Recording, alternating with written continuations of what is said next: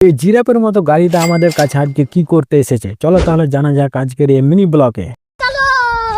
Hello guys, কেমন আছো সবাই? আশা করি সবাই আছো ভালো। তো কেরালা তো হলো আজকে আমার দ্বিতীয় দিন। তো দ্বিতীয় দিন সাইডের জন্য স্টোর থেকে কিছু সামান নিয়ে নিলাম, এখন যাব সাইডের দিকে দিতে। তো আমি আর মান্নু গাড়িতে বসে চলে গেলাম সাইডের দিকে। তো এটাই হলো সে রোড, যে রোডে আমরা কাজ করি, NH66। তো দেখতে পাচ্ছ এটা হলো আমাদের আর একটা সাইড। এখানে কিছু সামান ছিল, ওদের সামানগুলো দিয়ে দিলাম। আর এটা হলো তাদের রুম। দেখো কত কষ্ট করে থাকে বাইরে এসে ছেলেরা। আর বাইরের দিকে ছিল কিছু সামান রাখানোর জায়গা। এদের সামান দেওয়া হয়ে গেল, আর এরা এই ব্রিজে কাজ করছিল। এদের সাথে দেখা করলাম না, তার জন্য ওরা হই হই করে চিল্লাচ্ছিল। তো যেতে যেতে আমি আর মান্নু দাঁড়িয়ে গেলাম একটা চায়ের দোকানে, আর ওখানে আমাদের গাড়িটাকে দাঁড় করিয়ে দিলাম। তো আমি আর মান্নু দুটো নিয়ে নিলাম তেলে পিঠা, যেটাকে বাংলা ভাষায় বলি আমরা আনাস,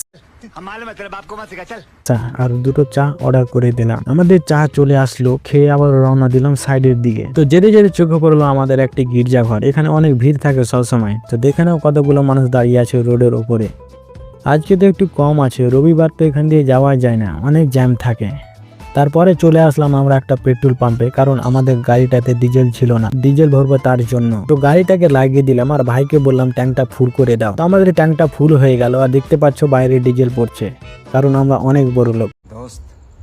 বেকারি নেই এখন, বহুত পয়সা আপনি পাস। আরে না গাইস, একটু মজা করছিলাম। আমাদের তেল নেওয়া হয়ে গেল, 5481 টাকার তেল নিলাম। আর এই তেলের টাকা দেয় আমাদের ঠিকাদার। টাকা দিয়ে আবারও গাড়িতে বসে রওনা হলাম সাইডের দিকে। তো গাইস ফাইনালি পৌঁছে গেলাম আমাদের সাইডের দিকে। তো এখানে ফিক্সিং স্ল্যাবের কাজ চলছে। এরা একদিনে 36টা করে ফিক্সিং স্ল্যাব তৈরি করে। এদের সবার বাড়ি হলো কিষানগঞ্জ। আর এই সাইডে চলছিল আমাদের ডেক স্ল্যাবের কাজ, যেটাকে আমরা ব্রিজ বলে থাকি। এই ব্রিজটা প্রায় 6 কিলোমিটারের।